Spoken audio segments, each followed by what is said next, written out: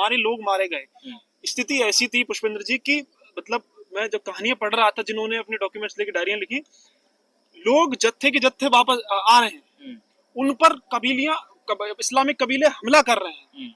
कोई लाश आधी जमीन में धसी हुई है, किसी का हाथ बाहर है, किसी के हाथ पर कटे हुए हैं, बहन बेटियों को उठाकर सामूहिक बलात्कार किया जा रहा है, गैंग रेप्स किए जा रहे हैं।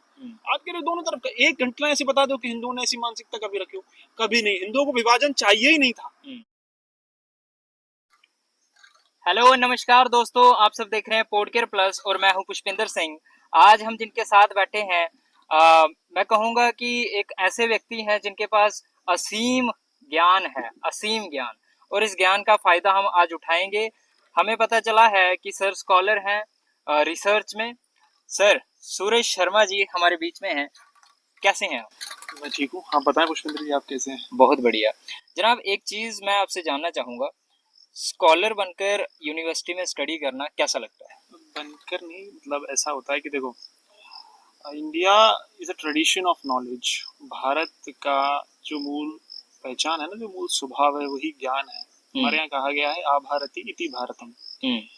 जो आभा में रथ है वही भारत है, यानी आभा, आभा denotes light, light of knowledge. तो ये मुझे लगता है वो जिम्मेदारी वाला काम भी है, और मेरे जैसे यहाँ पर सैकड़ों स्कॉलर्स हैं इस यूनिवर्सिटी में, सेंट्रल यूनिवर्सिटी ऑफ जम्मू, जो अपने अपने डोमेन में नई नॉलेज क्रिएट करने के लिए, पुरानी नॉलेज की सिंथेसिस के लिए, समझने के लिए चीज़ों को, एक इस समाज को बेहतर दिशा देने के लिए, एक अच्छी समझ देने के लिए मेहनत कर रहे हैं। So it's not unique something about me, और thousands of scholars are working hard in this country. तो उसी में से हम सब एक हैं। बस अच्छा है, लेकिन it's opportunity to do something for country. क्या बात है। आज हम जिस मुद्दे पर चर्चा करने के लिए बैठे हैं वो बड़ा ही संगीन है, बड़ा ही मेरे लिए तो प्राउड फील वाला है कि मैं इस टॉपिक पर बात कर रहा हूँ। आज हम बात कर रहे हैं सर इंडिपेंडेंस जो हमें मिली है उसके विभाजन पे, पार्टीशन पे। मैं सबसे पहला सवाल तो मेरा यही है कि आज भी मैं उस लम्हे को याद करता हूँ जब भगत सिंह जी ने एक फांसी को अपने गले में डाला था। तो उस लम्हे को याद करके मैं बड़ा ही रोता हूँ, बड़ा ही तड़फता हूँ। आपसे मैं जानना चाहूंगा कितना लहू बहा है इस पार्टीशन में? उसकी कोई नाप नहीं है। हिस्ट्री का सबसे बड़ा जेनोसाइड भारत में 1947 में हुआ, and it was not only in 1947 कि समथिंग हैपेंड और अचानक से जो है पार्टीशन हो गया। ऐसा नहीं है। बहुत बड़ी ह्यूमन कॉस्ट भारत के समाज में विभाजन के रूप में चुकाई है, पार्टीशन के रूप में चुकाई है। महिलाओं की आबरू, बच्चों के भविष्य, बच्चों का जीवन, परिवार उजड़ गए, लाखों करोड़ों लोग इधर से उधर हुए, हत्याएं हुई। मतलब डॉक्यूमेंट्स को पढ़ते हैं, इंसिडेंट्स को पढ़ते हैं, दिखते हैं, तो पता चलता है कि ट्रेन्स जो है लाशों से भरकर आती थी पाकिस्तान से। तो उस खून कितना बहा है इसकी कोई नाप नहीं है। ऐसा नैरेटिव्स में देखने को मिलता है कि हिटलर ने इतना बड़ा जेनोसाइड किया, फलाने ने इतना। भारत में जितना जेनोसाइड इस्लामिक कट्टरता ने किया है उससे बड़ा जेनोसाइड इस दुनिया में कभी नहीं हुआ। तो पार्टीशन 1947 का partition was not an spontaneous, ये कंटिन्यूअस जेनोसाइड का एक हिस्सा था। और बहुत बड़ा इंसिडेंट जो है वो विभाजन के रूप में इस देश ने देखा। यानी कि अब आप देखो, सिर्फ 1947 में ही नहीं, 1946 में डायरेक्ट एक्शन डे हुआ, मोपला नरसंहार हुआ, कोलकाता, नोआखाली दंगे, ये सब कुछ हुए। तो ये सब उस विभाजन का ही हिस्सा थे, उस विभाजन की त्रासदी का हिस्सा थे। ये एक दिन में नहीं हुआ। 1905 से ही जब विभाजन का बीज रोपा जाने लगा, तभी से वो शुरू हुआ। और सीधा विभाजन पॉलिटिकल नहीं हुआ था, सोशल। पहले ये विभाजन दिमाग में किया गया। हिंदुओं ने कभी विभाजन को स्वीकार नहीं किया था। तो जो जैसे कहते हैं कितना लहू बहा, तो जो खून बहा वो हिंदुओं का ही था। ठीक है, क्योंकि हिंदुओं ने कभी इस बात को स्वीकार ही नहीं किया था, वो तो तैयार ही नहीं थे छोड़ने के लिए। ठीक है, आप देखो, it was the Muslim leadership जिसने कहा कि हम हिंदुओं के साथ नहीं रह सकते। तो वो तो पहले से ही माइंडसेट बना के रखे हुए थे कि हमें क्या करना है। उसको मतलब टाला ना जा सके, इसलिए उन्होंने बहुत सारी गतिविधियां फिर करना शुरू की। ठीक है, और वहीं दूसरी तरफ हिंदुओं को देखो, वो तो कह ही रहे थे कि हमें विभाजन नहीं चाहिए, हम विभाजन स्वीकार ही नहीं करेंगे, ये हमारी मातृभूमि। आपकी बात को काटना चाहूंगा, आप किसी पर्टिकुलर चीज की बात कर रहे हैं, लेकिन आपने कहा पाकिस्तान से ट्रेन भरकर आया करती थी लाशों की, लेकिन कहीं ना कहीं हमें ये भी सुनने को मिला है कि हिंदुस्तान से ट्रेनें भरकर जाया करती थी पाकिस्तान, लाहौर। कहाँ गई बताओ? लाहौर। बकवास है। सरदारों ने किलिंग करी। ये जो है ना, ये जो एक नैरेटिव हमें देखने को मिलता है ना कि भाई देखो दोनों तरफ का नुकसान हुआ था, ही हुआ था। कहाँ, मेरे को एक चीज समझ में नहीं आती, वहां से लाखों हिंदुओं जो यहाँ पर आए, उनको हम अब जाकर सीएए के प्रावधानों में नागरिकता दे रहे हैं। उनको यहाँ की नागरिकता तक नहीं मिल पाई थी अब तक, और यहाँ वहां पे जो वो जमीन खाली छोड़ के आए थे, प्रॉपर्टीज खाली छोड़ के आए थे, उनको उन सरकारों ने, पाकिस्तान की सरकारों ने एनिमी प्रॉपर्टी करार दिया और स्टेट कैप्चर में ले लिया। यहाँ पर आने वाले लोग मंदिरों में, गुरुद्वारों में शरण लिए पड़े रहे, अपना सब कुछ छोड़कर आने पड़े रहे। तो ये जो बात है ना कि यहाँ से ट्रेनें भर के गई लाशों की, सब बकवास है। यहाँ पर जो रुकना चाहा वो रुके भी ना मुसलमान। धर्म के नाम पर ही विभाजन हुआ, पंथ के नाम पर ही हुआ, फिर भी मुसलमान यहाँ रुके। इसका मतलब क्या? हिंदुओं ने कभी नहीं भगाया किसी को, जो रुकना चाहते थे वो रुके, भगाया उन्हें गया वहां से, इसलिए उनको आना पड़ा। कोई अपनी जमीन छोड़ना नहीं चाहता। लाहौर हिंदू बाहुल्य क्षेत्र, शहर था पूरा। आज कितने % हिंदू हैं लाहौर में? तो ये रियलिटी हमें देखनी पड़ेगी बियॉन्ड द मीडिया नैरेटिव्स और प्रोपेगेंडा, कि असलियत क्या है।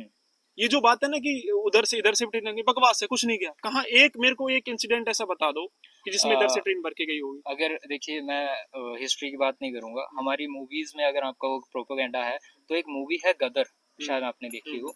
तो उसमें हमें यही दिखाया गया कि हम क्योंकि हिंदुओं के देश यानी कि हिंदुस्तान से जो ट्रेनें जा रही थी, उसमें कत्लेआम हो रहा था। हमें तो यही दिखाया गया बचपन से। अगर मैं ये क्वेश्चन पुट कर रहा हूँ, तो ये मेरे जैसे बहुत सारा यूथ होगा जिसके दिमाग में ये होगा। हाँ देखो, मैं वही कह रहा हूँ ना कि इस बॉलीवुड या गैंग की तो आप छोड़ दो।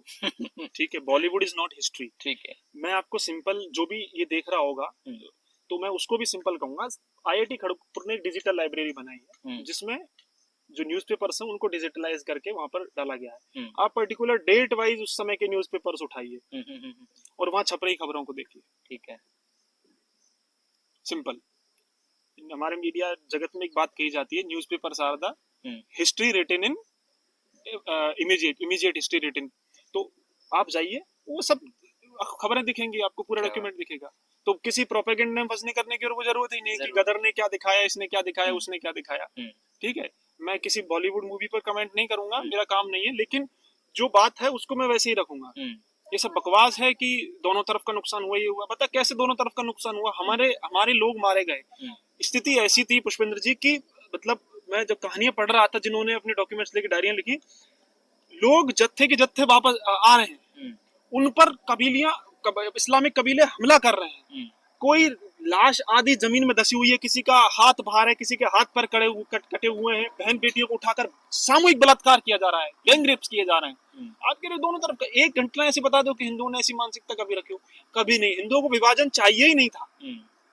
और आज भी परिस्थिति ऐसी है कि बात आती है कि अगर हमें आप पसंद नहीं करते हो तो एक अलग शहर दे दो, एक अलग देश दे दो। हाँ, ये वही मानसिकता है। लेकिन बाबा भीमराव अंबेडकर जी ने भी अपनी बुक में लिखा है, अगर आप उनकी पढ़ी हो आपने, उन्होंने ये कहा था कि अगर विभाजन कास्ट और रिलीजन के बेस पर हो रहा है तो चंद को भी क्यों रख रहे हो, इनको भी निकाल कर बाहर फेंको। It is partition of India में शायद लिखा है उन्होंने। हाँ।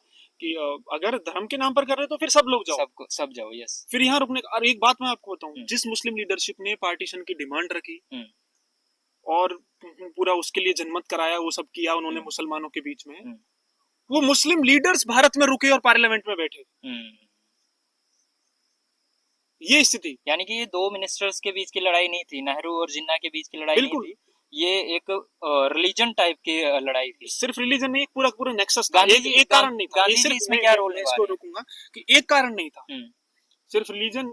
तो एक जैसे कहता है ना कि ब्रिटिशर्स ने फॉल्ट लाइन को स्टडी किया, लेकिन किसको जो पहले से एग्जिस्ट करती थी उसी को स्टडी किया। इसमें बहुत सारे कारण थे। पहला, मुसलमानों की ये मानसिकता कि वो हिंदुओं के साथ नहीं रह सकते। दूसरा, ब्रिटिशर्स का फायदा उठाना। तीसरा, हमारी जो उस समय की जो प्रोमिनेंट लीडरशिप थी इंडिया की, या फिर ऐसा कह लो कि जो हिंदुओं की तरफ से जो लीडरशिप थी, कांग्रेस को ही हिंदुओं की लीडरशिप के तौर पे देखा जाता था। तो वो जो लीडर्स थे उनका निकम्मापन। ठीक है, ये बड़े कारण जो हैं ये पार्टीशन के थे। और फिर चौथा, दिमाग में हुआ विभाजन, ये जो हम आज भी, और वो खत्म नहीं हुआ है, वो जारी है। एक बात हम सुनते आए हैं, डिवाइड एंड रूल। आपको नहीं लगता कि ब्रिटिशर्स इसका पार्टीशन में बहुत बड़ा रोल था, क्योंकि वो बिल्कुल। पहले से ही डिवाइड मैंने कहा ना कि उन्होंने फायदा उठाया, हाँ।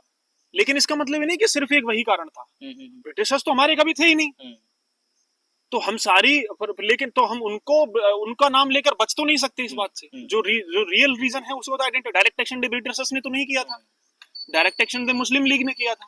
ओके, है ना, सिंध से, लाहौर से, कराची से ब्रिटिशर्स ने मार कर नहीं भगाया था उस समय 1947 में। किसने भगाया था? मुस्लिम्स ने भगाया था। और वही नहीं, 1990s में कश्मीर से कश्मीर हिंदू को बनाया गया, वो सेम प्रोसेस कंटिन्यू हुई आगे। ऐसा ही तो हुआ पाकिस्तान बनाने के लिए, सेम उसको भी कश्मीर को पाकिस्तान बनाने का प्रयास किया। रोना रोया जाता है कि जैसे भगत सिंह चढ़े सूली पर, चंद्रशेखर आजाद जी ने अपने आप को गोली मारी, ऐसे बहुत सारे हिंदू नाम हैं जिन्होंने अपने आप को शहीद किया। लेकिन एक रोना मुस्लिम्स भी रोते हैं कि हमारे भी तो शहीद हुए हैं। क्या ये रियलिटी है? हाँ, देखो एक बात मैं आपको बताता हूँ। स्वतंत्रता आंदोलन ये भारत में कोई 150 साल का आंदोलन नहीं रहा, हजारों सालों से हम लड़ते आए। वो तुम्हारा खून, ये बात जब ये ऐसा कट्टरपंथी मुसलमान, सभी मुसलमानों को बुरा नहीं, क्योंकि एट द एंड सारे मुसलमान हैं तो यहीं के हैं, तो वो पूर्वज उनके हिंदू हैं। लेकिन जब हम ये कह रहे हैं कि हमारा भी तो खून शामिल है यहाँ की मिट्टी में, तो वो वाला सी। भाई एक बात बताओ, तुम डायरेक्ट एक्शन डे करने निकले, तुमने लोगों को मारना शुरू किया, उसने प्रतिकार में तुम्हें मारा, तो ये कौन सा खून शामिल हुआ तुम्हारा? ओके। दूसरा बोले अशफाकुल्ला खान और ये सब देशभक्त मुसलमान थे, नो डाउट, बट वो भी पार्टीशन नहीं चाहते थे। जो देशभक्त थे। हाँ, ये मानसिकता की बात है, ये कट्टरपंथी मानसिकता की बात है। ठीक है, जो देशभक्त मुसलमान शहादत के लिए, जिन्होंने शहादत दी, जिन्होंने आजादी के लिए शहादत, उन्होंने पार्टीशन के लिए नहीं दी। तुम लोग जो ये तर्क दे रहे हो कि वो भी मुसलमान थे, वो थे, वो इस्लाम के नाम पे अपने पार्टीशन को जस्टिफाई कर रहे हो। हाँ, बिल्कुल, समझ रहे हो? तो जो पार्टीशन करने वाले ना, उन्होंने शहादत नहीं दी। क्या बात है। आज भी भारत में ऐसा देखा जाता है कि जहाँ पर मुस्लिम कम्युनिटी जो है उसका नंबर्स बढ़ने लग जाते हैं, तो वहाँ पर हिंदूज के नंबर कम होने लग जाते हैं, वो मारने काटने लग जाते हैं। अभी पीछे यूपी में एक शहर है, मेरे को उसका नाम याद नहीं आ रहा, वहाँ पर जैसे ही मुस्लिम्स के नंबर बढ़ने लग पड़े तो उन्होंने हिंदूज को मारकर भगाना शुरू कर दिया। एग्जैक्टली। तो क्या हम यही समझे कि पहले भी ऐसा ही होता है कि नंबर जैसे मैंने कहा ना कि पार्टीशन इज स्टिल कंटिन्यूइंग, ये हमारे दिमागों में, डेमोग्राफी में ऐसा ही हुआ। ये देखो, पहले डेमोग्राफी चेंज हुई, ठीक है, हिंदू खत्म हुआ, वहां से भारत निकल गया। यस, यही हुआ। पहले जो जब धर्म के नाम पर तय हुआ, तो फिर क्या क्या डिसाइड किया गया कि जहां मुसलमान ज्यादा हैं वो मुसलमानों का एरिया, जो हिंदू ज्यादा है वो हिंदुओं का एरिया, है ना। और साजिशन, पॉलिटिकल साजिशों से जहां हिंदू ज्यादा थे वो भी ले लिया, भगा भगा कर ले लिया, मार काट कर ले लिया। डायरेक्ट एक्शन डे क्या था? डायरेक्ट एक्शन डे में आपको बताता हूँ 1946 में क्या प्लानिंग की थी। बंगाल में, जो आज ईस्टर्न वेस्ट बंगाल अपने पास है, और जो ईस्टर्न बंगाल बांग्लादेश बन चुका है, जो ईस्टर्न बंगाल है वो पूरा मुस्लिम डोमिनेंट था। ठीक है, ठीक है, ज्यादातर चिटगांव को छोड़ के, ठीक है, वो पूरा मुस्लिम डोमिनेंट था, लेकिन इकोनॉमिकली वीकर था। ओके, इकोनॉमी स्ट्रांग नहीं थी। हाँ, वेस्ट बंगाल हिंदू डोमिनेंट था और इकोनॉमिकली स्ट्रांग था। तो मुस्लिम लीग ने प्लान बनाया कि ओपन कॉल दिया, प्लान नहीं था, open call, kill Hindus in the name of direct action day, kill Hindus, खत्म कर दो हिंदुओं को। ये ओपन कॉल था मुस्लिम लीग का। सुरहार वर्दी उस समय का वहां का प्रोविंशियल मिनिस्टर था, उसने स्ट्राइक घोषित करवाई जिससे कि पुलिस भी ना आ सके। ठीक है, ओपन कॉल था। क्यों? कि वेस्ट बंगाल को कैप्चर किया जाए, जैसे हिंदुओं को मारकर भगाया जाए, बचेंगे मुस्लिम्स तो वो भी बांग्लादेश बन जाएगा। तो it is still continuing, demography change अलग अलग तरीके से, पॉपुलेशन बढ़ाकर, हिंदुओं को भगाकर। जम्मू कश्मीर में हुआ, कश्मीर में हुआ, 1990s में हुआ, और कोई रोक भी नहीं पाया, कोई रोक भी नहीं पाया। It is still happening. That's why it is important to remember the horror of partition. That's why it is important. जब तक हम इतिहास से सबक नहीं लेंगे, आगे की गलतियां करते रहेंगे। तो सूरज जी, मज़ा तो बहुत आ रहा है आपके साथ बात करने में, और क्योंकि यूनिवर्सिटी में पहली बार आया हूँ, देखकर बड़ा अच्छा लग रहा है। आपने एक चीज़ नोट करी, यहाँ पर एक बीच में खाई सी है, उस तरफ भी यूनिवर्सिटी की हॉस्टल्स हैं, इस तरफ भी यूनिवर्सिटी के हॉस्टल्स हैं। इस चीज़ को देखकर एक बात याद आई, एक समय में पाकिस्तान दो हिस्सों में बटा, Pakistan east and Pakistan west, लेकिन आज एक तरफ बांग्लादेश है, एक तरफ पाकिस्तान है। ये कैसे हुआ और क्यों हुआ, ये जानना चाहूंगा। देखो, विभाजन के टाइम जो जमीन बांटी की ना, उसका कोई आधार नहीं था, कोई साइंटिफिक, ना कोई सोशल सर्वे हुआ, ना पॉपुलेशन सेंसस हुआ, कुछ नहीं हुआ। जिसने, जो रेडक्लिफ नाम का ऑफिसर था, ब्रिटिश ऑफिसर, वो पहली बार भारत आया था, फर्स्ट टाइम लाइन खींचने। अच्छा, जिसने लाइन खींची वो पहली बार ही भारत, उसने भारत को देखा भी नहीं था। ठीक है, उसके पास ना कोई नक्शे थे ना कुछ था, सिंपल हेलीकॉप्टर से एक सर्वे और एक लाइन मार दी। ठीक है, सेम दोनों फ्रंट्स पे, ईस्टर्न फ्रंट जो आज बांग्लादेश है और वेस्टर्न फ्रंट जो आज पाकिस्तान। पहले बांग्लादेश को ईस्टर्न पाकिस्तान ही कहा जाता था। तो उसका कोई साइंटिफिक सर्वे नहीं था, कुछ भी नहीं। जहां पर कंटेस्ट था, जो सीधे सीधे ब्रिटिश रूल के अधीन थे शहर, उनमें जनमत कराया गया। जैसे लाहौर मान लो, लाहौर का हिंदू बाहर नहीं निकला, वोट देने लाहौर चला गया। लाहौर का नहीं, कराची का। लाहौर पता है कैसे गया? लाहौर क्या कि भाई चलो यार, पाकिस्तान के पास कोई बड़ा शहर नहीं है, बेचारे को दे दो। ऐसे जमीन बांटी, बेचारा गया। ऐसे देश बांटे जैसे कि घर में पापा मिठाई लाए हो और वो बांट रहे हो। ऐसा होता है क्या? लाखों करोड़ों लोगों के जीवन बर्बाद कर दिए। मैं एट्रोसिटीज की बात करूं ना, तो मतलब आज भी मैंने एक डॉक्यूमेंट्री बनाई, मैं एक्सपीरियंस बताता हूँ। एट्रोसिटीज की कहानी से याद आया, रिफ्यूजीज पर, इनको आज हम रिफ्यूजी कहते हैं, वो तो है तो अपने लोग, काहे के रिफ्यूजी, अपने देश में इधर उधर से भाग। तो उन पर मैंने एक डॉक्यूमेंट्री बनाई जो यही जम्मू रीजन में आसपास लोग रहते हैं। ठीक है, तो तब मैं उन लोगों से मिल रहा था, तो एक बुजुर्ग मुझे मिले, अब वो नहीं रहे, वो यहाँ पे जख में रहते हैं, जख में उनका घर था। तो एक बुजुर्ग मुझे मिले, वो बता रहे थे उस समय का कहानियां कि क्या होता था। बीच में जब माइग्रेट कर रहे थे लोग, बीच में महिलाओं को रखते थे सुरक्षा के लिए, महिला और बच्चों को। आसपास मर्द होते, पुरुष चलते थे सुरक्षा के लिए। फिर भी हमले होते थे, रोज लगातार हत्याएं होती थी, काट पीट कर फेंक दिए जाते थे, गिद्ध खाते थे लाशों को, बहन बेटियों की आबरू लूटी जाती थी, कोई बचाने वाला नहीं, कोई सुनने वाला नहीं। और उसके बाद में क्या हो रहा था? आज उसका कॉस्ट कितना भुगतना पड़ रहा है हमें। इकोनॉमिकली भी देखो तो इतने सारे रिसोर्सेज नहीं है हमारे पास जो इस समय चले गए। हमारे धार्मिक क्षेत्र नहीं है, हिंगलाज माता उधर है, करतारपुर साहिब उधर है, ठीक है, इधर ढाकेश्वरी माता है, बांग्लादेश में 9 शक्तिपीठ है आज के बांग्लादेश में। चिटगोंग पूरा हिंदू बाहुल्य क्षेत्र सिर्फ और सिर्फ हमारी लीडरशिप की इग्नोरेंस की वजह से चला गया। त्रिपुरा से लगा हुआ है पूरा, सिर्फ और सिर्फ सीधा सीधा नाम लो तो नेहरू के इग्नोरेंस की वजह से चला गया। जो अभी 370 की बात करें, वो सिर्फ और सिर्फ उसकी राजनीति की वजह से थोपी गई। इतना सब हमने भुगतान किया। दिल्ली जैसे शहर आज इतना क्राउडेड क्यों है? पुरानी दिल्ली, सब लोग आ रहे थे, वो दिल्ली में आकर शरण ले रहे थे।